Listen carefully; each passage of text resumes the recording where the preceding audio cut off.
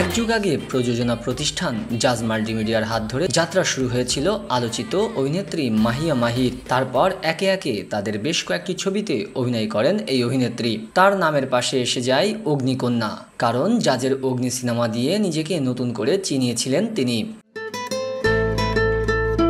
এরপর জাজের ব্যানারে বেশ কয়েকটি ছবি করেন তিনি। ঠিক ওই সময়ই প্রযোজনা প্রতিষ্ঠানটির কর্ণধার আব্দুল আজিজের সঙ্গে প্রেমের কথা শোনা যায় এই নায়িকার। চারিদিকে দুজনকে নিয়ে নানা রকম গুঞ্জন ছড়িয়ে পড়ে। মূলত এই কারণেই জাজের সঙ্গে নায়িকার সম্পর্ক ভাঙন ধরে।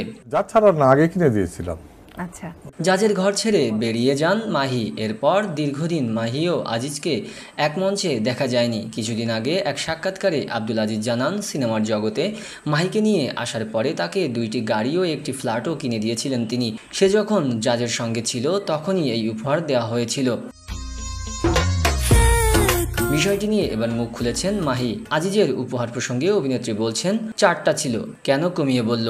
এরপর অভিনেত্রী বলেন, আজিজ ভাই থেকে শুরু করে পুরো জাজ মাল্টিমিডিয়া তারা আমাকে আজকের মাহিয়া মাহি বানিয়েছেন। তাদের প্রতি আমি কৃতজ্ঞ। তাদেরকে কখনোই খাটো করে কথা বলতে চাই না, পারবও না। সুতরাং ফ্ল্যাট, গাড়ি এগুলো তো অনেক ক্ষুদ্র বিষয়। তারা যদি এটা বলে থাকে আমি এ নিয়ে কোনো কিছু বলবো না। আমার কাছে জাজকে অনেক সম্মানের একটা জায়গায় রেখেছি, আজীবন রাখবো, এটা নিয়ে কোনো কিছু বলবো না। তবে মাহির অনুরোধ, জাজকে তিনি যেমন সম্মান করেন তাদের কাছ থেকেও যেন তেমনটাই ফেরত পান।